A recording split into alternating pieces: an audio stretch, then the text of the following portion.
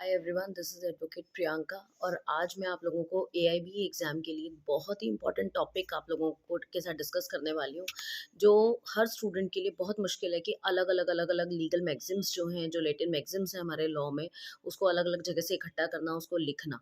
तो आज मैं जो मैगजिम्स जो हैं बार बार एआईबी के एग्जाम में आती हैं, उनको एक जगह इकट्ठा करके आपको फटाफट उसका मीनिंग बता रही हूँ।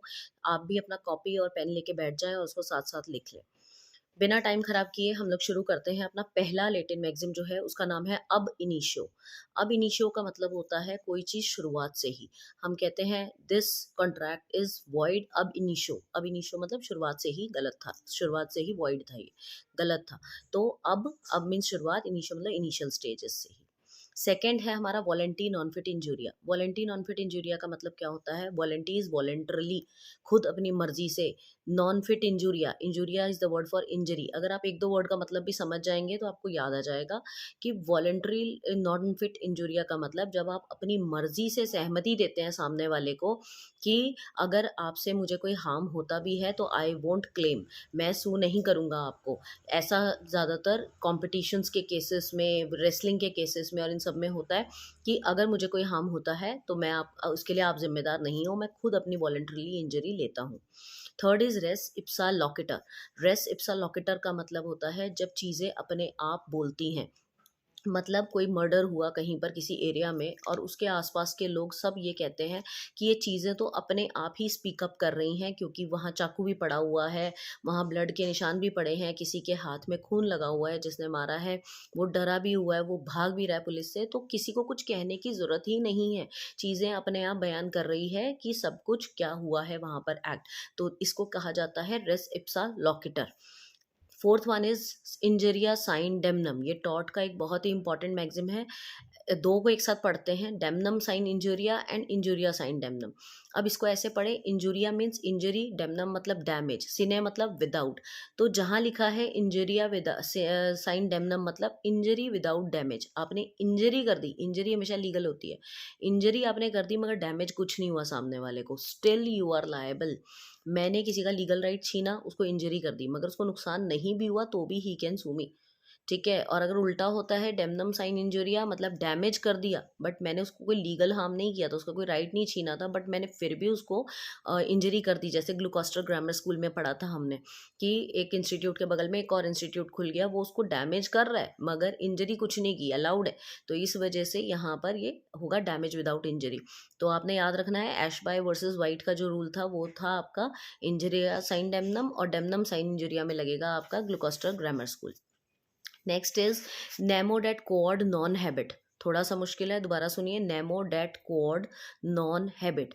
No one can give what they don't have. किसी के पास अगर कुछ है ही नहीं तो वो देगा क्या? मतलब अगर मैं ये कह दूं कि मैं अपना मकान आपके नाम कर दूंगी अगर आपने ऐसा कर दिया, तो अब वो मकान मेरे नाम पे है ही नहीं तो मैं आपको दूंगी कहाँ से? तो इस वजह से नेमो डेट कोड नॉन हैबिट। अगला है डॉली इनकम। बहुत ही सिंपल, आईपीसी बीएनएस का बहुत ही इंपॉर्टेंट टॉपिक, डॉली इनकम। डॉली इनकम का मतलब, डॉली से आप याद रखें डॉल, डॉल मीन्स बच्चा। तो डॉली इनकम मतलब 7 साल से नीचे का जो बच्चा होता है वो किसी भी क्रिमिनल लाइबिलिटी के लिए लायबल नहीं है, उसको बिल्कुल गिल्टी जो है नहीं समझा जाएगा। तो वहाँ पर यूज़ होता है डॉली इनकम। उसके बाद उबीजस ईबी रेमिडियम। उबीजस ईबी रेमिडियम अगेन टॉट का एक मैगजिम है जिसका मतलब होता है कि where there is a right there is a remedy. जहाँ पर आपको राइट है वहाँ पर आपको रेमिडी ज़रूर मिलेगी। अगला है ऑडी ऑल्ट्रम पाट्रम। ऑडी ऑल्ट्रम पाट्रम का एक वर्ड पकड़ लीजिए, ऑडी। ऑडी मतलब ऑडियो, जिसको हम सुन सकते हैं।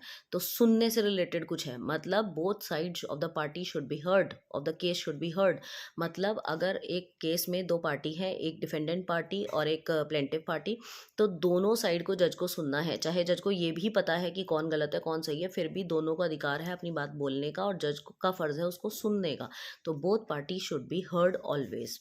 उसके बाद ignorantia facti excusat. Ignorantia facti excusat में वर्ड पकड़िए, इग्नोरेंशिया किससे डिराइव हुआ? इग्नोर से। Excusat is excusable and facti set मतलब facts. Ignorance of facts are excusable. अगर आप कहीं पर ये कह देते हैं मुझे इस फैक्ट के बारे में नहीं पता था और मुझसे क्राइम गलती से हो गया, तो वहाँ आपको डिफेंस मिल सकता है, क्योंकि इग्नोरेंस ऑफ फैक्ट्स हमारे जुडिशरी सिस्टम में एक्सक्यूजेबल है। बट दूसरा ही मैक्सिम है, इग्नोरेंशिया लेजिस नेमिनेम एक्सक्यूसेट, मतलब ignorance of law is not allowed. हमारे यहाँ पर अगर आप आके ये कह देते हैं कि लॉ नहीं पता था मुझे, हेलमेट पहनते हैं यहाँ पर या बेल्ट लगानी होती है, मुझे लॉ नहीं पता था, तो this is not at all excusable. तो इग्नोरेंशिया फैक्टी एक्सक्यूसेट एंड इग्नोरेंशिया लेजिस नेमिनेम एक्सक्यूसेट। इसके बाद है इन पारी डेलिक्टो। इन पारी डेलिक्टो का मतलब है कि अगर किसी क्राइम में, किसी भी ऑफेंस में अगर 4 लोग इन्वॉल्व हैं तो चारों के चारों को सेम सज़ा होगी। अगर उनमें से एक ने मर्डर किया और दूसरा सिर्फ गेट पे खड़ा होकर गार्ड कर रहा था, तो उसमें उसका कोई मतलब नहीं है कि मेरे को कम सज़ा हो या इसको ज़्यादा हो। अगर किसी कॉन्स्पिरेसी में 4 लोग इन्वॉल्व हैं तो चारों के चारों इक्वली लायबल हैं हर क्राइम के लिए। दैट इज़ इन पारी डेलिक्टो। अगला है नेमो जुडेक्स इन कॉजा सुआ। नेमो जुडेक्स इन कॉजा सुआ का मतलब है कि अपने ही केस में यू कैन नॉट बी जज। सपोज आप जज हैं कहीं पर और आपका जो आपके सामने जो केस आया वो आपके चाचा का केस आया हुआ है, तो आप वहाँ पर जज नहीं बन सकते क्योंकि ये वहाँ पर पार्शलिटी क्रिएट करेगा, वहाँ पर एक इम्पार्शल डिसीजन नहीं होगा। सो Nemo जुडेक्स in कॉजा Sua.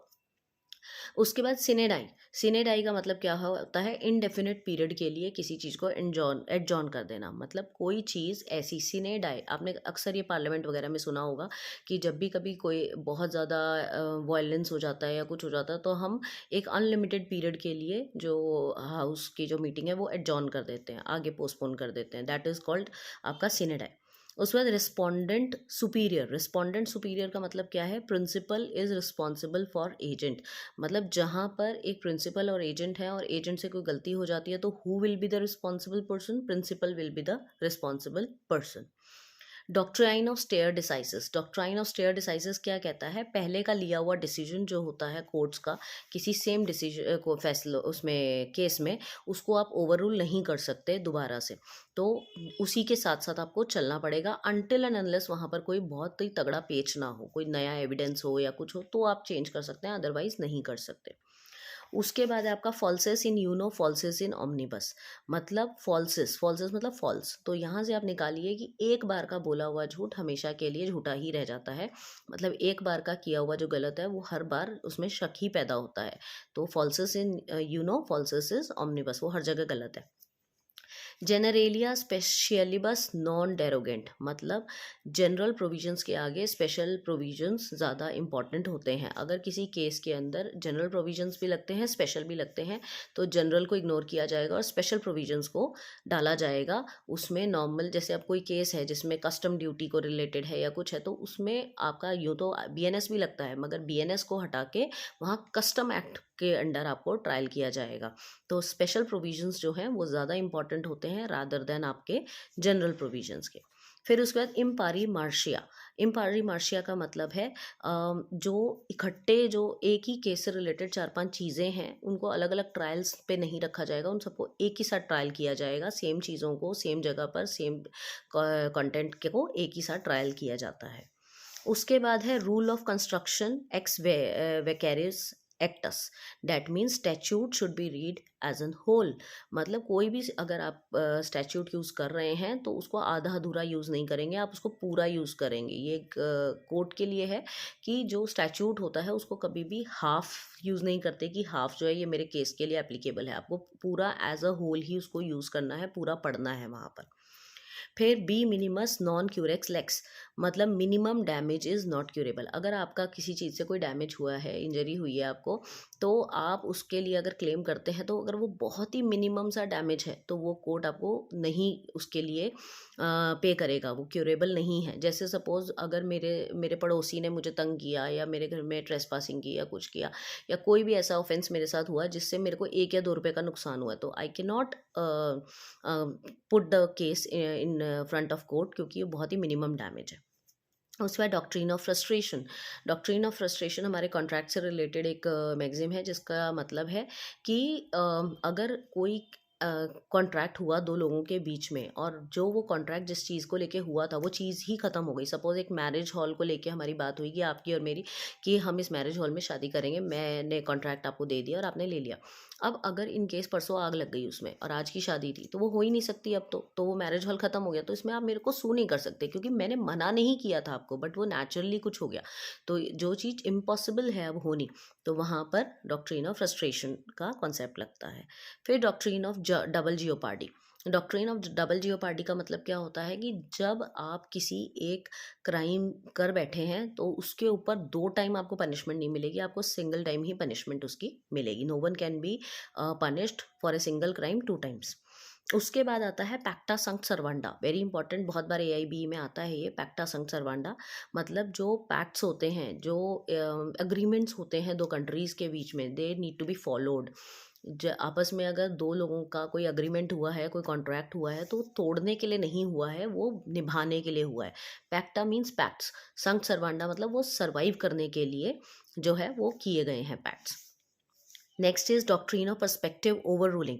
Doctrine of perspective overruling का मतलब होता है new laws on new case not should be the old one. मतलब अगर आपका कोई नया रूल आया है, तो वो नए रूल पुराने वाले रूल्स जो हैं उसको वो कर देगा। मतलब पुराने वाले जो केसेस हैं उसके ऊपर नहीं लागू होगा, जो नए वाले केसेस हैं सिर्फ उन पे लागू होगा। ऐसा नहीं है कि अगर अब मर्डर का जो पनिशमेंट है वो चेंज हो गया अगर, तो पुराने जो मर्डर के केसेस में जो सज़ा काट रहे हैं प्रिजनर्स, उनके ऊपर वो चीज़ लागू नहीं होती है। हाँ, अब जो आगे के जो केसेस आएंगे उसमें वो चीज़ लागू होगी। तो this is called doctrine of perspective over rule. तो ये थे हमारे कुछ ऐसे लेटेंट मैगज़िम्स और डॉक्ट्रिन्स जो कि लगातार एआईबी के एग्ज़ाम में देखने को मिलते हैं। ऐसा नहीं है कि इसके अलावा नहीं आते हैं, बट जो रिपीटेडली आ रहे हैं मैंने वो वाले यहाँ पर मैगज़िम्स और डॉक्ट्रिन्स को डाला है। मैं कोशिश करूँगी पेपर से पहले पहले अगर और भी कुछ ऐसी चीज़ें हैं जो रिपीटेडली आ रही हैं उसको डालने की कोशिश करूँगी बिल्कुल, ताकि आपको मैक्सिमम हेल्प मिल सके। इन केस आपको मेरी वीडियोस अच्छी लगती हैं तो please like it and comment ज़रूर कीजिएगा, ताकि मुझे पता चल सके कि आप लोगों को कोई मेरी जो बताई हुई वीडियोस है वो हेल्पफुल है या नहीं है। Thank you so much. And in case आपको कोई भी प्रॉब्लम आती है, कुछ भी आप पूछना चाहते हैं, you can drop A message on 995333084000। कोशिश करूँगी कि आपका मैसेज का रिप्लाई ज़रूर करूँ। Thank you.